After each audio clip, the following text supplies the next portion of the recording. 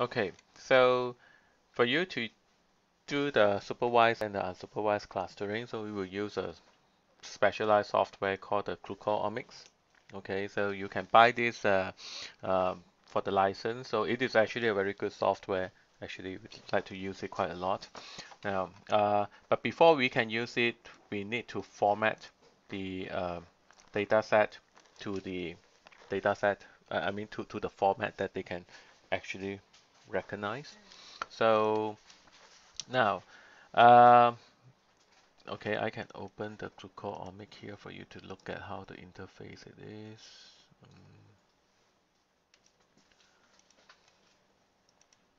So it's actually a very intuitive software and user-friendly, in fact. Well, yeah. So if you want, you can download the trial version. So I think it's a 30 days trial version that you can download.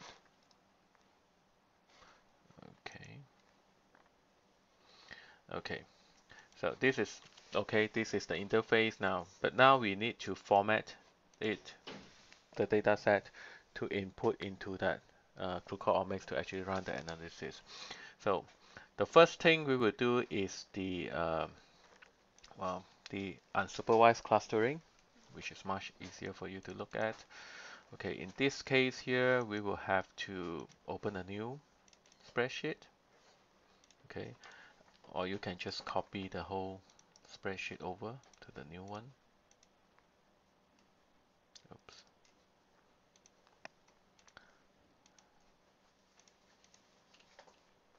Okay, so now we don't need this ensemble ID anymore.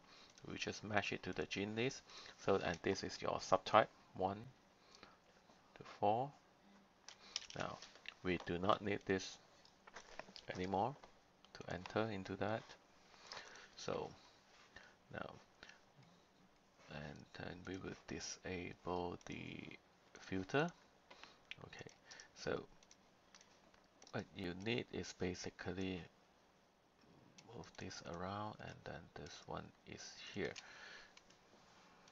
Okay.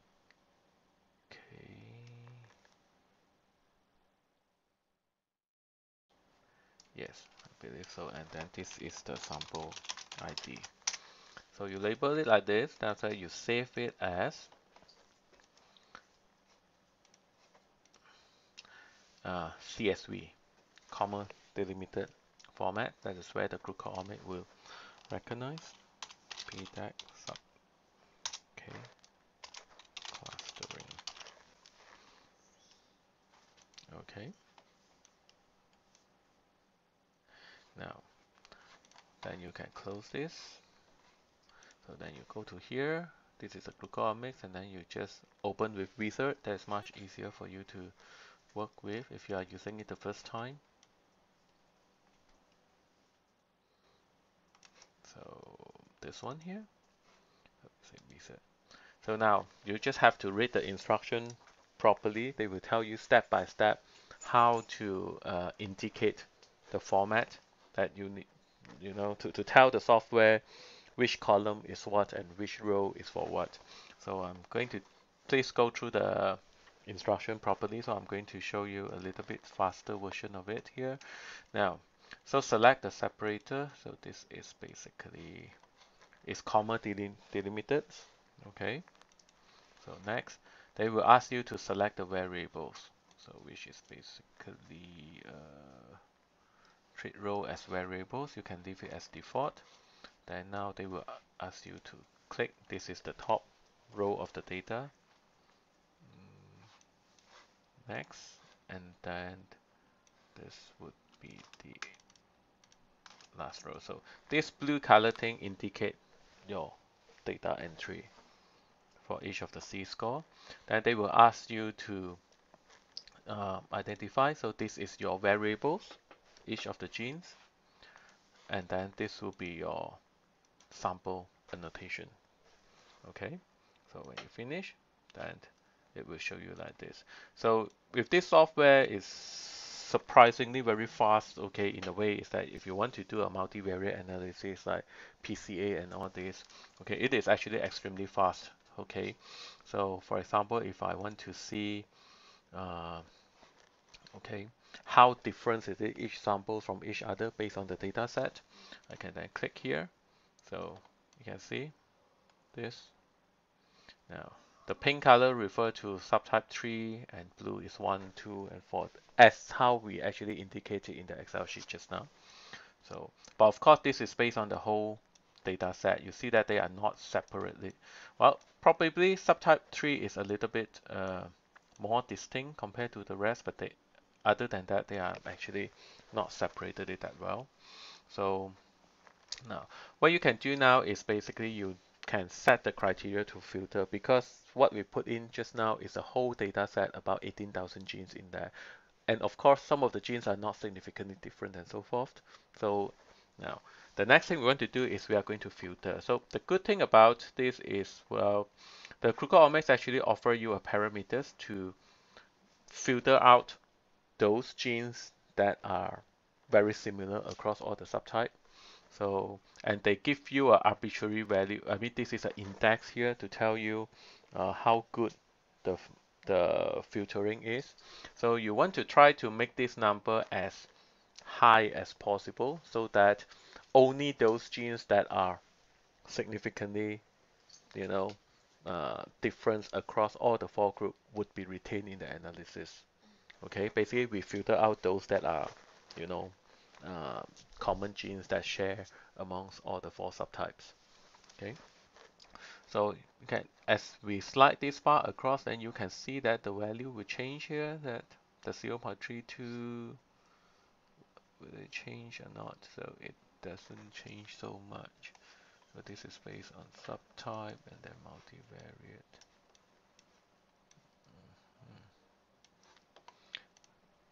Okay, so that is quite interesting. So it doesn't change so much here. So yeah, it doesn't change so much, so that's good. So now then, if you want, then the p-value, you can put the p-value cut off as well as you do.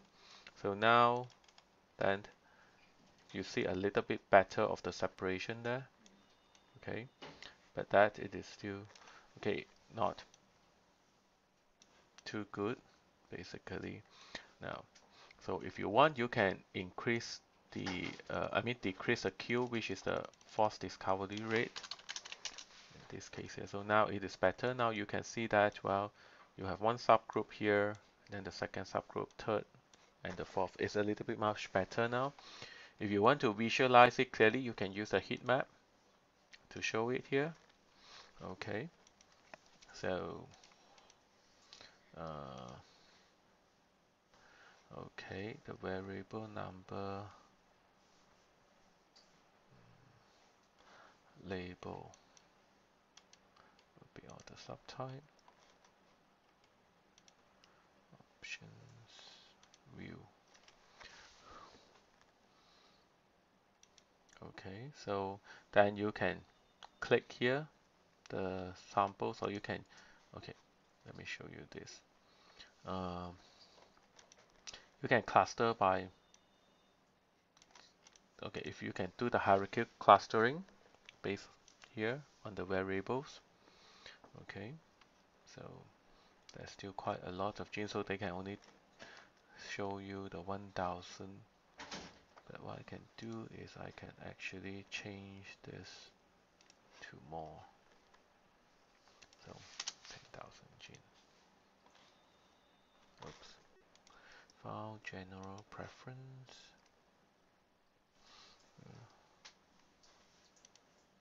On the heat map.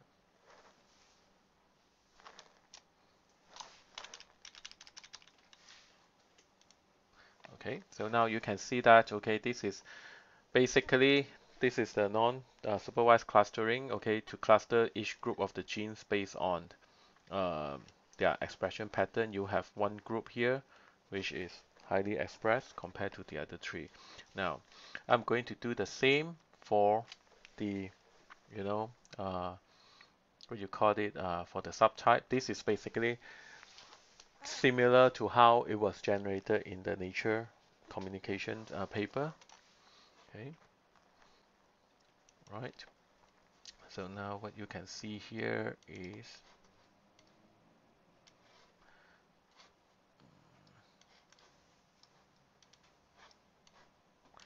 okay,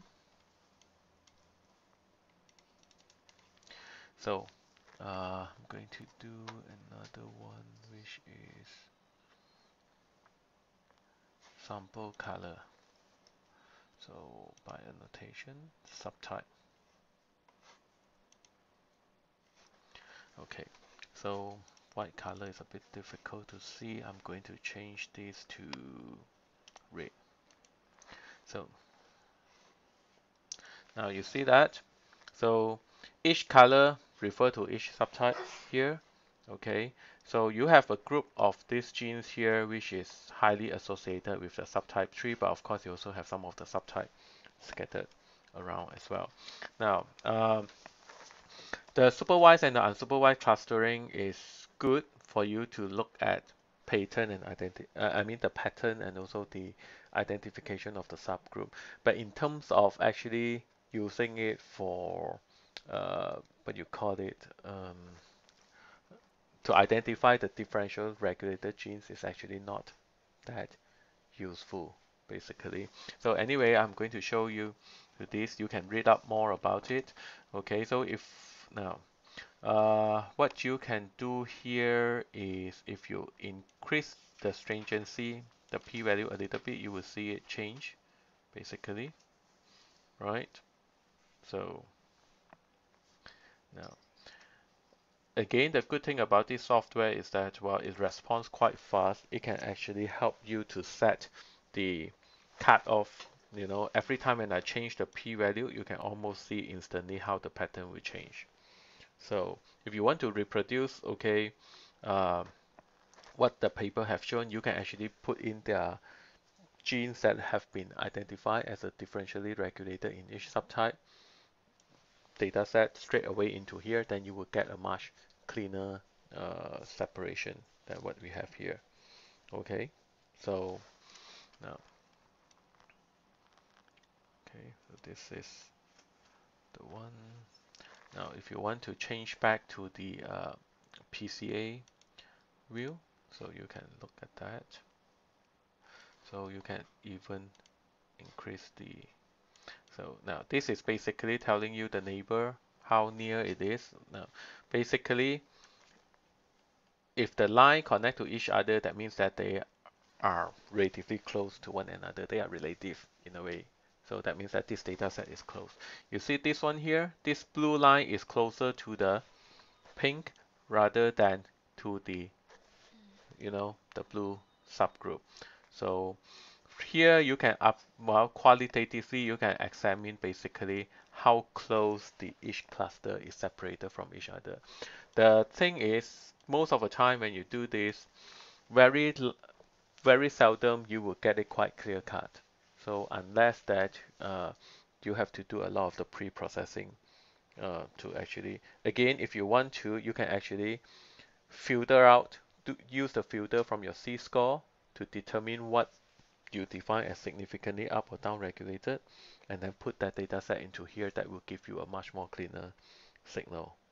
Okay, so this is one way to look at it. Now, so if I want to do this exercise, so if I'm just interested to identify the difference between one group versus the other three, so that will be much easier. So I'm going to show you how you can actually do that. Okay, so I'm going to open up the file that I have just created just now.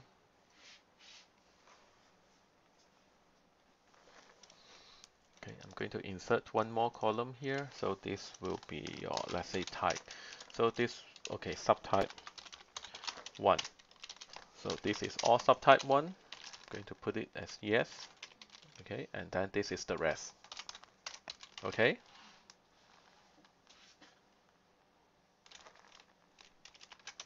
So now you are basically doing a two-group comparison only instead of four group just now. So I can uh, save this, close it, and then I'm going to close this one here, and I'm just going to open it.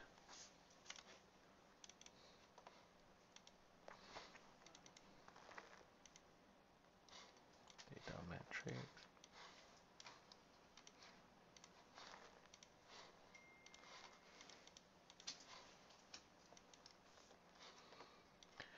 Okay, so similar, okay. Now I'm just going to look at two groups only, whether they are subgroup 1 or non-subgroup 1. So you put it here, so now you can see that your blue is the subgroup 1, right? Okay, so now what I'm going to do is I'm going to do the filtering now.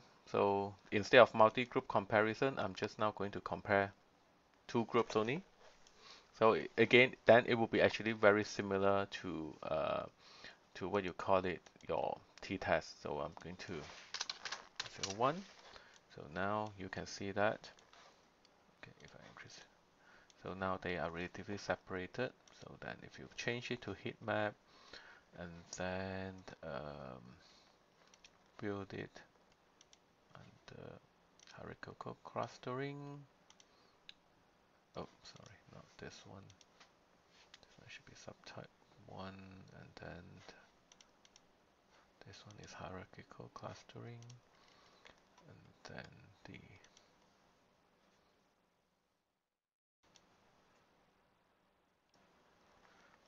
color variable colors would be based on sample colors,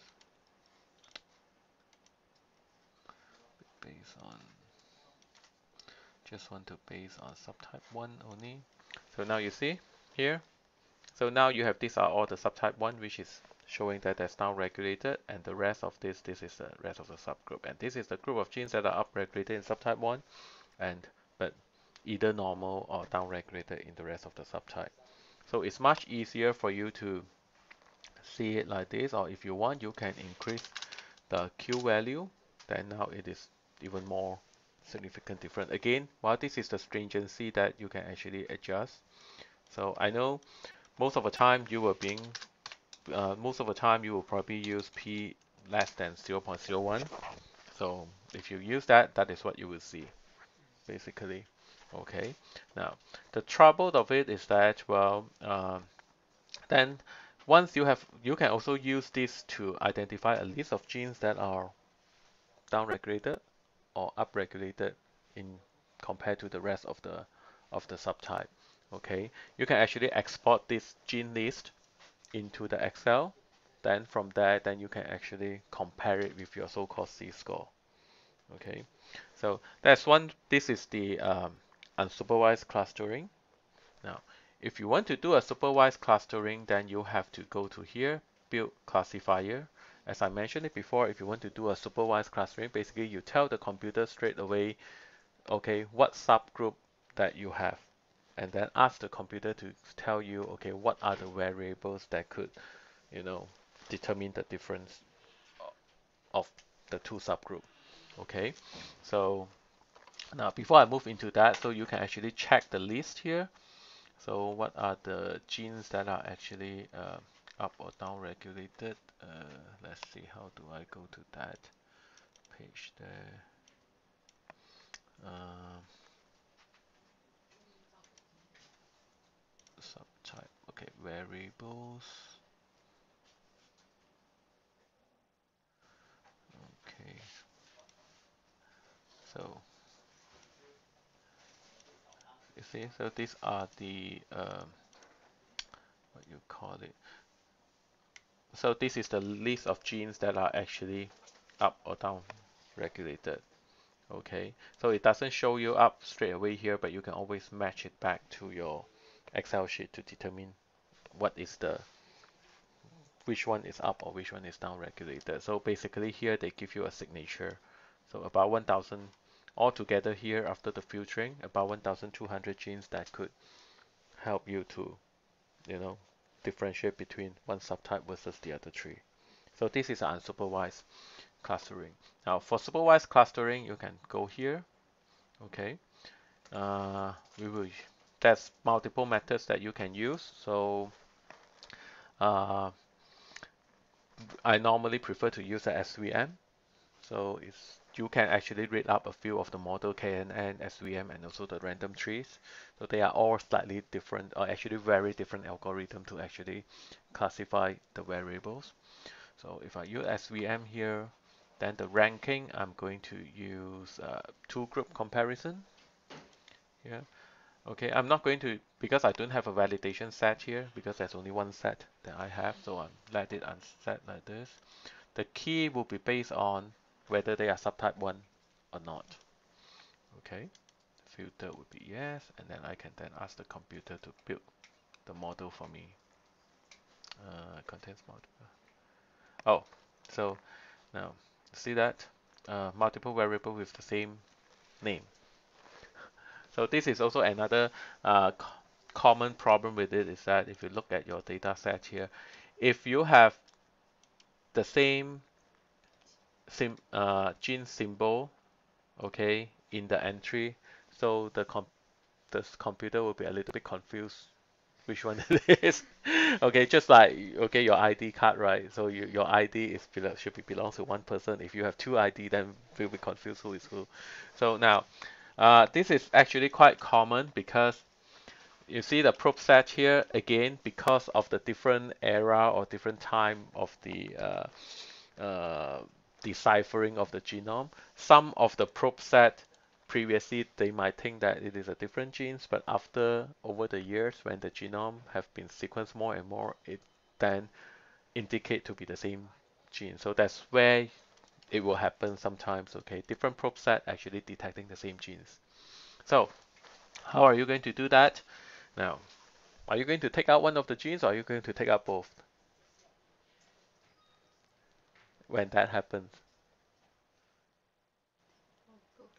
Exactly, both to be equal to well to be fair, right? Okay, so now how are you going to do that? Okay, this is a little bit tedious and okay here. So I'm going to go back to the what you call it. I'm going to go back to this PDAC clustering data set here. Okay, so now okay, this will be a little bit tedious to test it out. So there are many ways you can do it, but this is one manual way that I know of. So what you can do here is basically data, you can sort, filter it, then you can sort all the genes list together. Okay, so you see these are all the same, right? Then now you have sorted it based on the alphabet. So now then you use if this value equals to this value, that means they are duplicate, then equals to 1. If not, then 0. Okay, so now this is 1. So now you get two of these similar. I'm going to delete that. Okay, as I say, this is actually quite tedious sometimes. Okay, I'm going to delete that. This one is fine. Okay, so is there any more 1? So there are still some more 1 here. So, okay, one more. SOGA3.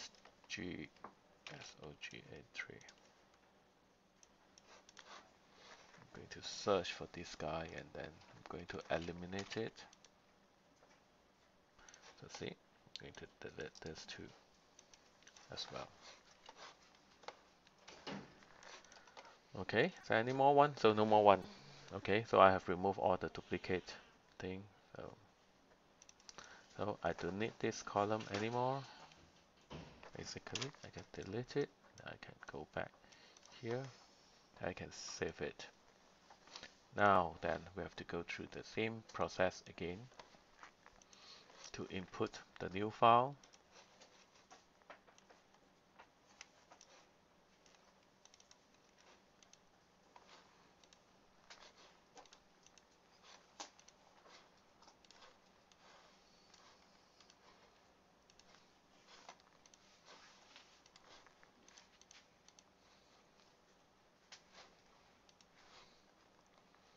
Okay.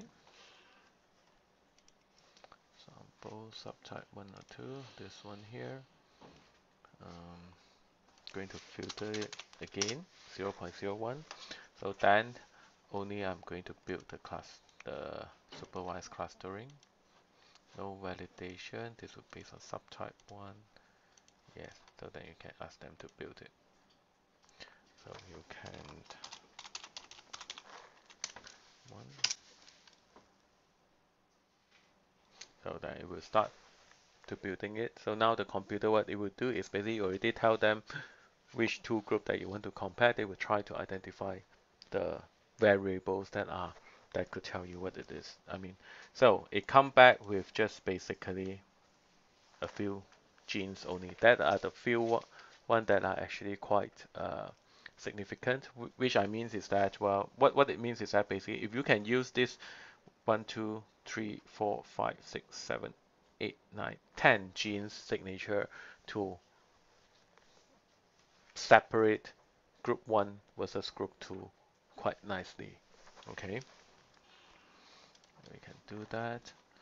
And then now that if I want to look at,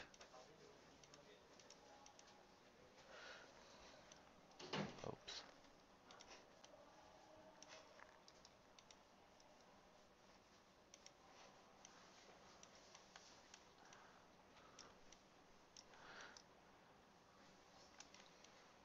So now what you can see here is if I go to view, I go to the heat map now.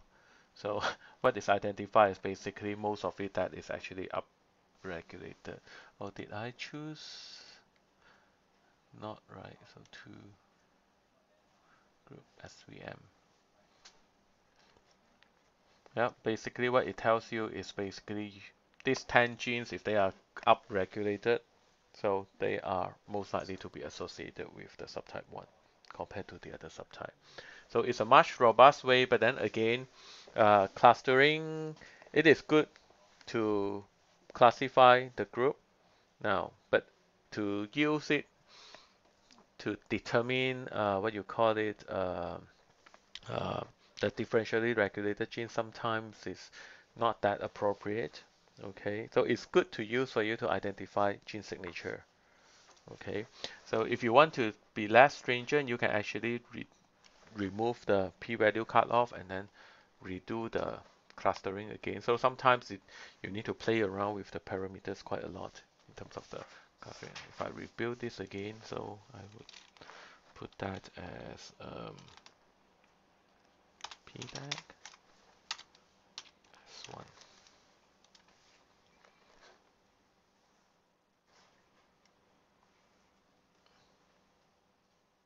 So now I'm using the whole data set, okay, before filtering. So this is even worse, it's give you only 3 genes.